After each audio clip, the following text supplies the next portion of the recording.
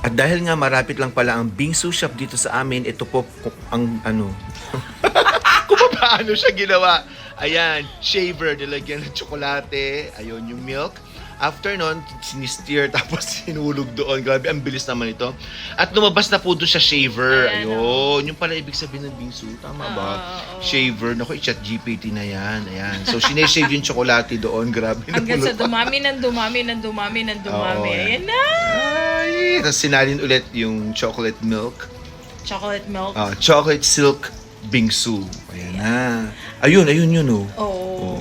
Tapos yung babaeng yan, mabilis kumilos yan, parang robot. Joke lang po. So, Ayan sineshave na, yung grabe, ayun. Nung natapos na, grabe. pinunasan niya yung Para sa presentation. O, diba? Nilagyan ng condensed milk, Ang oats, ganda. at saka ng chocolate. At syempre, meron pang parang chocolate wafer. Tikman na yan! Masarap-sarap pala niyan. Grabe.